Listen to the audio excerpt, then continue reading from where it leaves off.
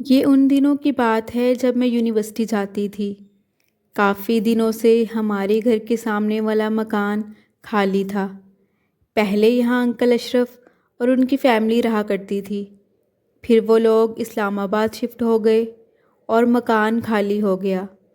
پھر 2-3 فیملیز رہنے آئیں اور اب مالک مکان کسی مختصر فیملی کی تلاش میں تھے۔ جلد ہی ان کو کرایہ دار مل گیا۔ یہ کرایہ دار سعد نامی نوجوان لڑکا تھا۔ وہ نزدیکی شہر سے ہمارے شہر پڑھنے کے لیے آیا تھا اور یہاں انجینئرنگ یونیورسٹی میں زیر تعلیم تھا۔ وہ سارا دن یونیورسٹی اور دوستوں کے ساتھ باہر رہتا اور رات کو گھر آ کر پڑھائی میں مشغول ہو جاتا۔ جلد ہی پاس پڑوس والوں نے محسوس کیا کہ اس کی صحت خراب ہوتی جا رہی ہے، کیونکہ جب وہ نیا نیا اس مکان میں آیا تھا تو کافی صحت مند، سرخ و سفید رنگت اور لمبا چوڑا تھا، اور اب اس کی رنگت پیلی پڑنے لگی اور دبلا پتلا بھی ہوتا جا رہا تھا۔ ایک روز والد صاحب کو گلی میں نظر آیا تو وہ بہت گرم جوشی سے ملا۔ والد صاحب کو اپنے گھر لے گیا۔ جب انہوں نے پوچھا، بیٹے تمہیں کیا ہوا ہے؟ پہلے میں نے تمہیں دیکھا تم اچھے بھلے تھے، کیا یہاں کا پانی راس نہیں آیا جو روز بروز کمزور ہوتے جاتے ہو؟ انکل، دراصل میں صبح شام ہوٹل سے کھانا لے کر کھاتا ہوں، جبکہ مجھ کو باہر کے کھانے کی عادت نہیں ہے۔ یہی وجہ ہے کہ پیٹ خراب رہتا ہے۔ میرے والد بہت نرم دل اور ہمدرد قسم کے انسان تھے۔ انہوں نے سعد سے کہا کہ اگر تم چاہو تو کھانا ہمارے گھر سے کھا لیا کرو۔ وہ بولا، نہیں نہیں انکل، کوئی بات نہیں، آپ کو بلا وجہ کی تکلیف دینا۔ ابو بولے کہ نہیں، تکلیف کیسی بیٹا، کھانا تو روز ہی پکتا ہے ہمارے گھر، ایک آدمی اور اس میں سے کھا لے گا تو کیا فرق پڑتا ہے؟ ابو کے اصرار پر وہ کہنے لگا کہ ٹھیک ہے انکل، جب ضرورت ہوئی تو میں بتا دوں گا۔ اس گفتگو کے اگلے روز ہی معلوم ہوا کہ سعد ہسپتال میں داخل ہے۔ کسی غیر معیاری ہوٹل سے کھانا کھایا تو فوڈ پوائزننگ ہو گئی۔ یونیورسٹی میں ہی طبیعت خراب ہو گئی۔ یونیورسٹی کے ہی کچھ دوست اسے ہسپتال لے کے گئے۔ اپنے ایک دوست کو پیغام دے کر سعد نے ہمارے گھر بھجوایا تھا کہ میں فلاں ہسپتال میں داخل ہوں، اگر میرے گھر سے کوئی آ جائے تو ان کو بتا دیجیے گا۔ شاید کہ انہی دنوں اس کے گھر سے اس کا بھائی یا کوئی رشتہ دار آنے والا تھا، تبھی اس نے یہ پیغام میرے والد صاحب کو بھجوایا تھا۔ والد صاحب سعد کی عیادت کو ہسپتال گئے۔ وہ وہاں 5 دن داخل رہا۔ والد صاحب اس کی حالت دیکھ کر کافی رنجیدہ ہوئے اور گھر آ کر امی سے کہا کہ اس سامنے والے لڑکے کو کھانا ہم بھجوا دیا کریں گے، جس کا میں نے تم سے پہلے بھی ذکر کیا تھا۔ بیچارہ باہر کا کھانا کھانے کی وجہ سے بیمار رہتا ہے۔ اس دن کے بعد سے اس کے لیے ایک ٹائم کا کھانا ہمارے گھر سے جاتا۔ جب وہ یونیورسٹی سے آ جاتا تو بیل بجا دیتا، ملازم اس کو کھانا دے آتا۔ سعد نے بہت اصرار کیا کہ وہ کھانے کی رقم ہر ماہ دیا کرے گا، لیکن والد صاحب نے منع کر دیا کہ کوئی بات نہیں، ہمسایوں کا بھی حق ہوتا ہے۔ یوں یہ سلسلہ چلتا رہا۔ میں نے جب سے سعد کو دیکھا تھا اپنا دل ہار بیٹھی تھی، بار بار اسے دیکھنے کو دل کرتا۔ میرے پیپرز ہو گئے اور سمر بریک کی وجہ سے میں اب 3 ماہ کے لیے گھر پر ہی تھی۔ کچھ دنوں بعد ہمارا ملازم چھٹی پر چلا گیا۔ والد صاحب تو دکان پر ہوتے تھے، لہٰذا اب سعد کو کھانا پہنچانے کا مسئلہ تھا۔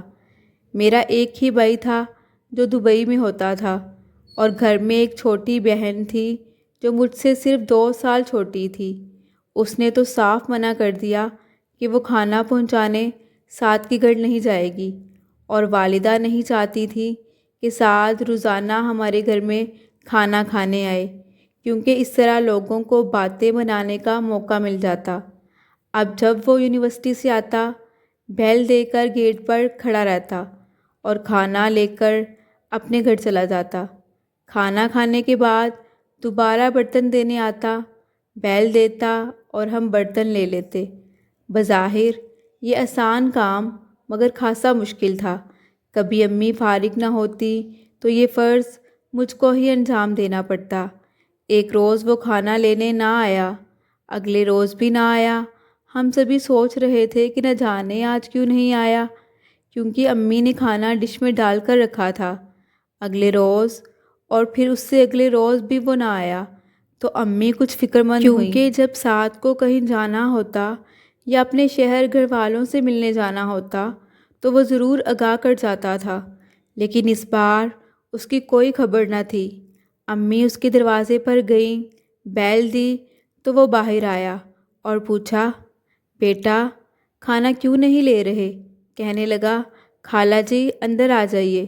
پھر امی کے پوچھنے پر بتایا کہ میری طبیعت ٹھیک نہیں ہے، بخار آ رہا ہے اور مجھ کو اسہال کی بھی تکلیف ہے۔ امی نے پوچھا کہ کسی ڈاکٹر کو بیٹا دکھایا تم نے؟ جی میں میڈیسن لے کر آیا ہوں، بس ڈاکٹر نے کچھ دن یہ میڈیسن کھانے اور آرام کرنے کو کہا ہے۔ بیٹا پھر تو تمہیں نرم غذا کھانی چاہیے، میں تمہارے لیے کھچڑی بنوا کر بھیج دیتی ہوں۔ امی نے گھر آ کر مجھ سے کہا کہ کھچڑی بنا دو، سعد کو بھجوانی ہے، اس کی طبیعت ٹھیک نہیں ہے۔ میں بھی کچھ پریشان ہو گئی۔ میں نے کھچڑی تیار کر لی تو امی کو خالہ کا فون آ گیا کہ ان کے شوہر کی طبیعت خراب ہے اور ان کو ہسپتال لے گئے ہیں، فوراً تم بھی ہسپتال آ جاؤ۔ والدہ نے برقع پہنا اور خالہ کے گھر جانے کو نکل گئیں۔ ان کو یہ بھی یاد نہ رہا کہ سعد کو کھچڑی دینی ہے۔ پھر میں نے سوچا کہ میں ہی دے آتی ہوں، ساتھ میں سعد کا حال احوال پوچھ لوں گی، یوں اس سے بات کرنے کا موقع بھی مل جائے گا۔ چادر لے کر میں کھچڑی لیے اس کے دروازے پر پہنچی۔ بیل دی، کوئی جواب نہ آیا، جبکہ دروازہ کھلا تھا۔ سوچا شاید سعد کی طبیعت زیادہ خراب ہے، سو ہمت کر کے اس کے گھر کے اندر چلی گئی۔ دبے قدموں آگے بڑھی، وہ کمرے میں نہ تھا۔ واش روم سے پانی کے گرنے کی آواز سنی۔ کچھ دیر اس کے باہر آنے کا انتظار کیا، پھر کھچڑی اس کے کمرے میں پڑی ٹیبل پر رکھ کر میں لوٹنے ہی لگی تو وہ واش روم سے نکل آیا۔ کہنے لگا، آپ کو زحمت کرنا پڑی، شکریہ۔ میں نے کہا، کوئی بات نہیں، اماں کو خالہ کے یہاں جانا پڑ گیا تھا، تبھی میں خود آ گئی۔ اور اب آپ کی طبیعت کیسی ہے؟ وہ کہنے لگا کہ اب پہلے سے بہتر ہے۔ میں مڑنے لگی تو اس نے کہا، اچھا برتن لیتی جائیے گا۔ اس نے پلیٹ میں کھچڑی نکال لی اور برتن خالی کر دیے۔ میں نے برتن اٹھائے اور گھر کو آ گئی۔ گھر آ کر آج میں بہت خوش تھی۔ اس پہلی جرت کے بعد جیسے میری جھجک ختم ہو گئی۔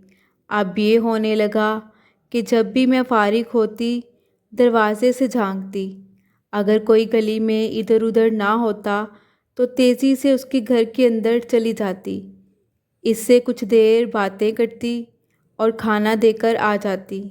شروع میں تو سلام دعا کے سوا اور کوئی بات نہ کرتے تھے۔ رفتہ رفتہ حجاب کم ہونے لگا تو باتیں لمبی ہونے لگیں۔ ابھی تک محلے والوں کو علم نہ تھا کہ میں اسے کھانا پہنچاتی ہوں۔ ایک دن جب امی کہیں گئی تھیں، محلے کی ایک عورت نے مجھ کو سعد کے گھر سے نکلتے دیکھ لیا۔ سب کو یہ بھی پتہ تھا کہ اس گھر میں صرف ایک جوان لڑکا ہی رہتا ہے۔ بس پھر کیا تھا، بات منہ سے نکلی اور کوٹھوں چڑھی۔ وہ ایک لگائی بجھائی کرنے والی عورت تھی۔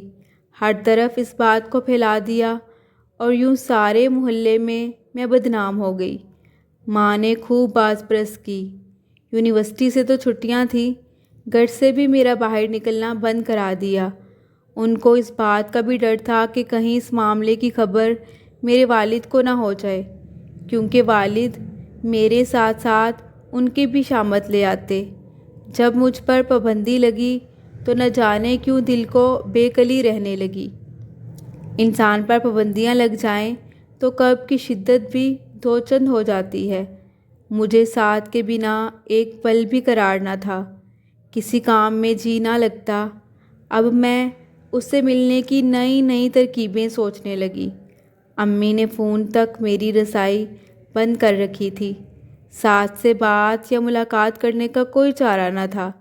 ایک دن میں نے کاغذ پر لکھ کر رکا اس کے گھر کے اندر پھینک دیا، جس میں لکھا تھا کہ مجھ سے کہیں پل بھر کو ملو یا گلی میں نکل کر اپنی صورت ہی دکھا دیا کریں۔ اس نے اس خط کا کوئی جواب نہ دیا، یا شاید اسے مجھ تک پہنچانے کا موقع نہ ملا۔ مجھ کو اور زیادہ بے قراری ہونے لگی۔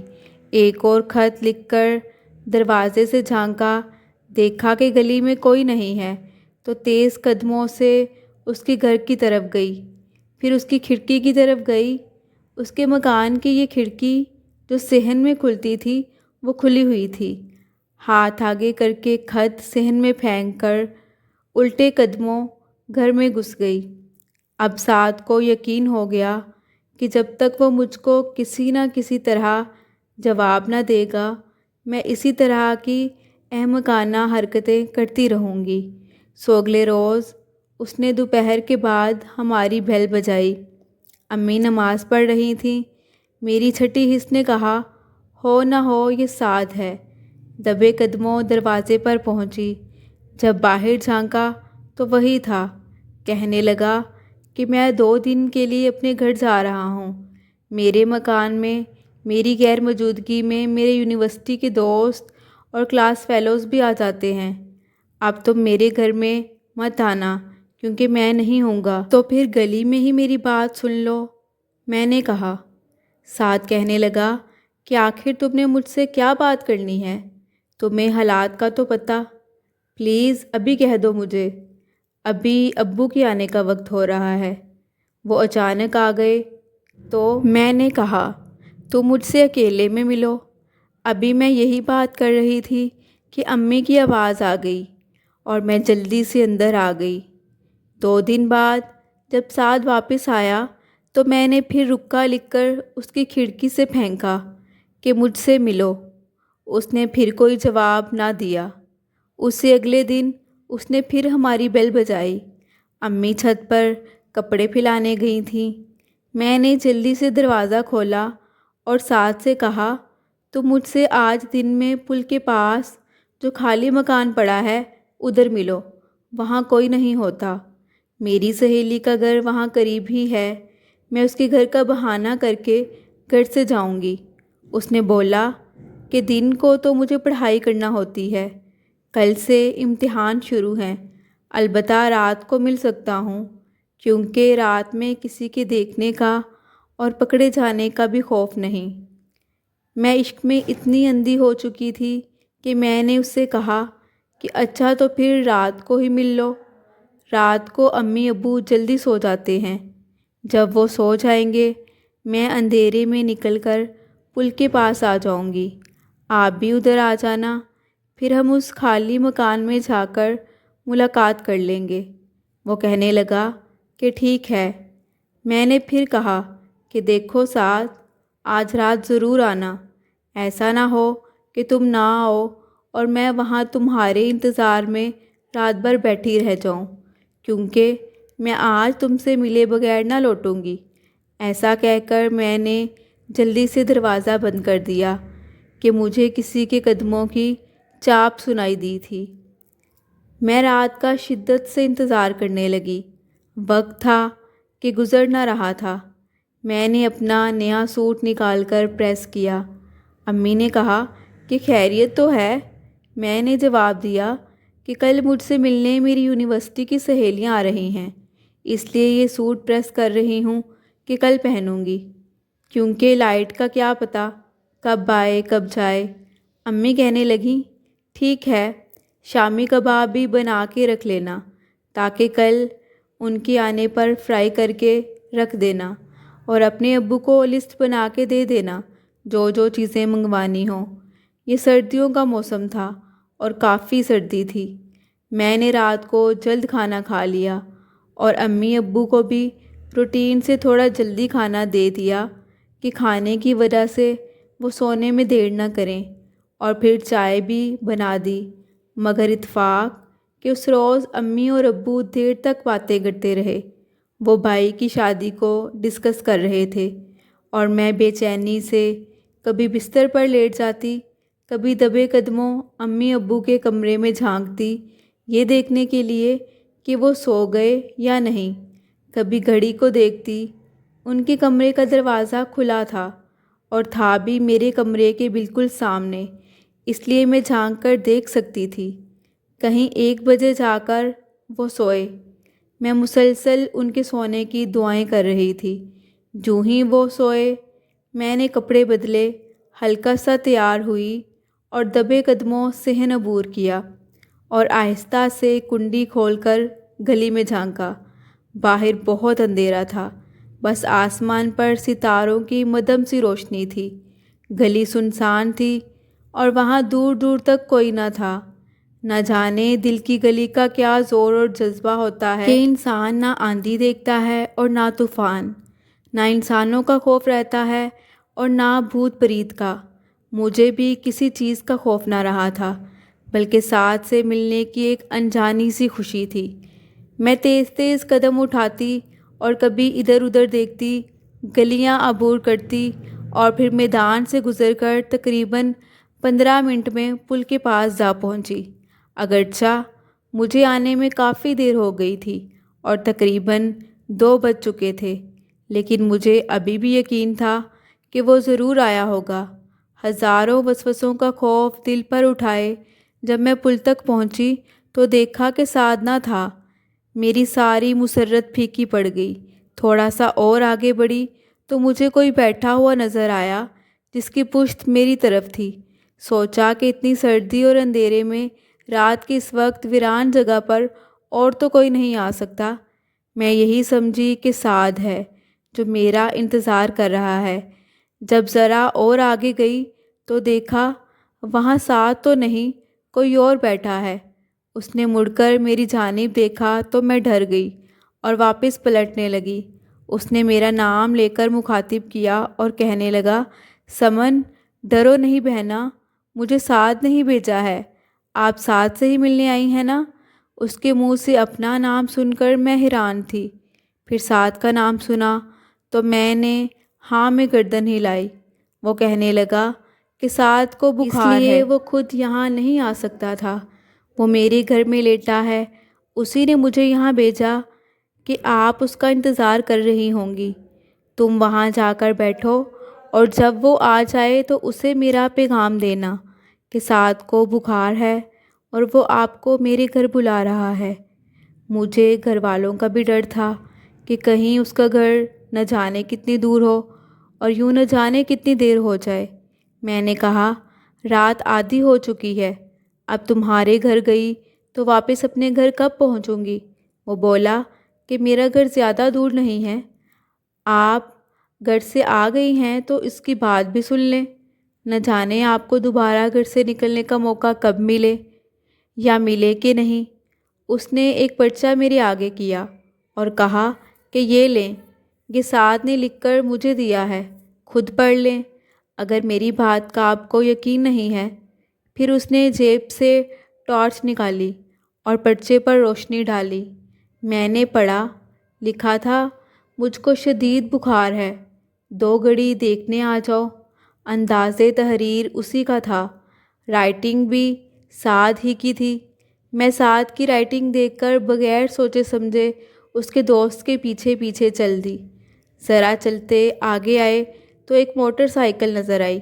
وہ بولا، اس پر بیٹھ جاؤ، بس 2 منٹ میں پہنچ جائیں گے، تم کو واپس بھی اسی پر لے آؤں گا تاکہ زیادہ دیر نہ ہو جائے۔ نہ جانے کدھر کس راستے وہ مجھے لے کر چلا جا رہا تھا۔ اس وقت میری مت ماری گئی تھی۔ سعد کا خط پڑھ کر اس کے پیچھے چل دی، حالانکہ مجھے واپس گھر کو پلٹ جانا چاہیے تھا۔ سعد کی سوچوں میں ایسی ڈوبی ہوئی تھی کہ اندازہ نہ ہوا کتنی دور چلی آئی ہوں۔ جب ایک مکان کے سامنے موٹر سائیکل روک کر اس نے مجھے اترنے کا کہا تو مجھے ہوش آیا۔ اس نے مکان کا دروازہ کھولا اور مجھے بھی اندر آنے کو کہا اور کہا کہ سعد بھی ادھر ہی ہے، آپ کا انتظار کر رہا ہے۔ میں دروازے کے پاس آ گئی۔ مکان کے اندر پہلا قدم رکھتے ہی دل نے کہا کہ تم نے یہاں آ کر بڑی غلطی کی ہے، تمہیں یہاں نہیں آنا چاہیے تھا، دھڑکتے ہوئے دل کے ساتھ آدھی رات کو میں ایک انجانے گھر میں داخل ہو گئی۔ تصور میں سعد کا پیارا چہرہ اور اس کی محبت تھی، اور کوئی سوچ ذہن میں نہ رہی تھی۔ جب اندر گئی، وہاں باہر کی طرف ایک بستر ضرور بچھا تھا، مگر اس پر سعد تو نہ تھا، وہ بستر خالی تھا۔ میں نے ادھر ادھر دیکھا کہ شاید وہ کسی دوسرے کمرے میں ہو۔ ابھی میں جائزہ لے ہی رہی تھی کہ باہر کا دروازہ بند ہونے کی آواز آئی۔ وہ شخص جو مجھے لایا تھا دروازہ بند کر کے اس کو لاک لگا چکا تھا۔ اتنے میں دوسرے کمرے سے 4 اور آدمی بھی آ گئے، مگر ان میں کوئی سعد نہ تھا۔ اب میں مکمل طور پر ان کے رحم و کرم پر تھی۔ میں بہت ڈر گئی۔ ان کے چہروں سے حیوانیت جھلک رہی تھی، اور ایسے لگ رہا تھا کہ انہوں نے کوئی نشہ یا شراب پی رکھی تھی۔ میں نے ڈرتے ڈرتے پوچھا کہ سعد کہاں ہے؟ ان میں سے ایک میرے قریب آیا اور میرا ہاتھ پکڑ کر بولا، اسے اب بھول جاؤ، اب ہم ہی ہیں تمہارے ساتھ، ہم تمہیں سعد سے زیادہ محبت دیں گے۔ وہ سب بے رحمی سے زور زور سے ہنسنے لگے، اور پانچوں میرے قریب آ گئے اور میرا دوپٹہ اتار کر دور پھینکا۔